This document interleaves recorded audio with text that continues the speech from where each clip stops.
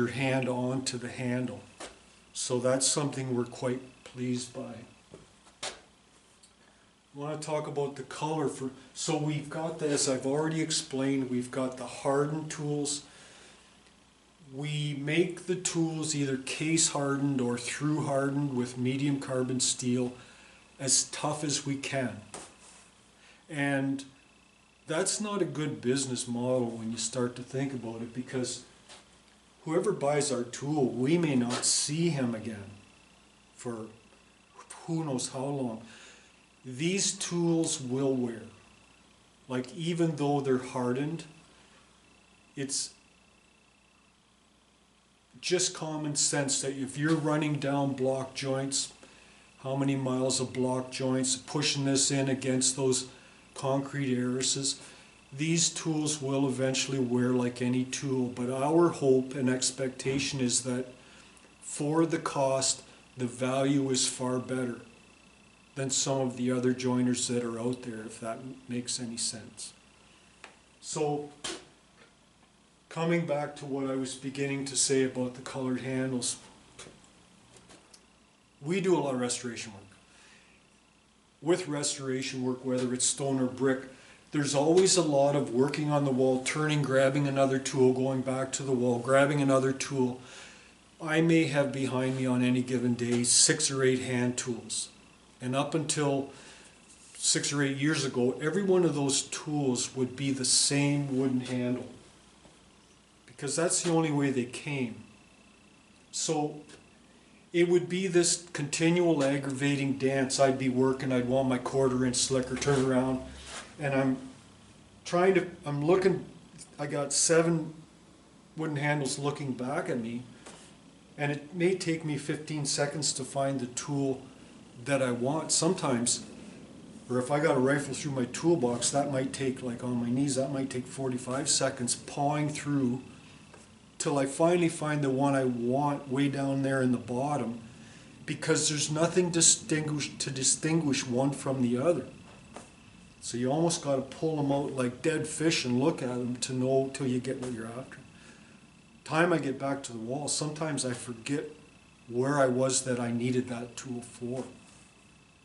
So I sometimes think if we had a secretary on the job site and she was watching someone like me work, and she was tracking these little minuscule delays in my day, what she may discover, and this is pretty rough math, but she may discover that in an hour I'm doing this motion 30 times, 40 times, could be more, that's not exaggerating. And if every time, not every time, but in most cases, if I'm losing 10 seconds, 5 seconds, 15 seconds, before I get back and organized on the wall again, and she kept a track of that, it may add up to 3.5 minutes an hour. That would not be exaggerating. So then you take a 10-hour day, that's a lunch hour. That's a lunch hour. If you got 6 guys on the wall and they're all doing the same thing and you're paying all these guys, you can begin to see the negative impact, dollar impact that would have on a job if you're making, say, $35 an hour or $35 per square foot on a wall doing whatever you're doing. And instead of doing 20 feet in a day, you're doing 18.5 feet in a day, because you're doing this dance with your tools so often. And then you extrapolate that out over a week and a month and a year. You can begin to see that if I had a dime, like the song, you know, if I had a dime for every time, there is a cost to that. So we like to think, if you go to colored handles, they'll pay for themselves in pretty short order. I sound like a salesman now, but I can't help but think that way. So anyways, we make them tough. We try to make them ergonomic. We bring, like, we probably write checks to 14 to 20 different small businesses like ours. They help support our business, either material or machining or this or that. So we are supporting tremendously in our own little way our local economy here. We are very, very jealous about keeping our product Canadian. We are very jealous about not selling cheap tools. We're not interested in selling cheap tools. And we think that's just the course we want to take, and we think in the long run that'll serve us far better.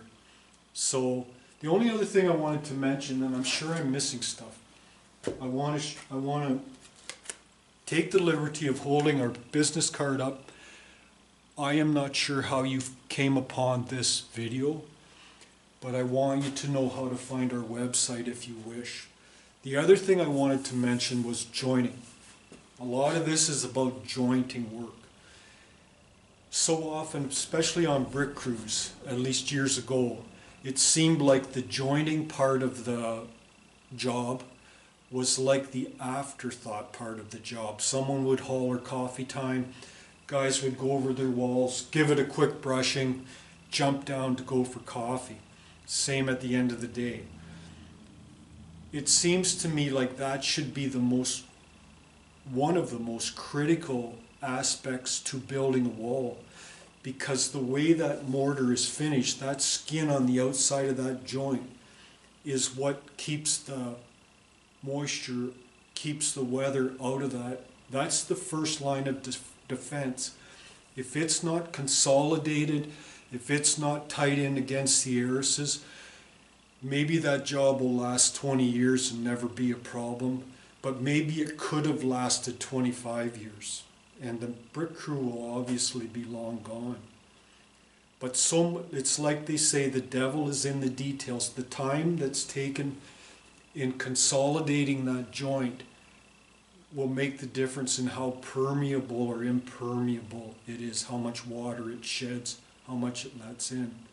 So that's something that's, so much of the work that we do is repair and restoration. So much of it we wouldn't even be doing except for one of some work that was done, the way the work was done when the structure was built. Corners were taken. Now we're back and someone's paying us to do it again. So we really get to see the results of less than 100% workmanship lots of times. So anyways, I hope I've covered things off. Thanks for bearing with me to the end, and take care of yourself. Bye for now.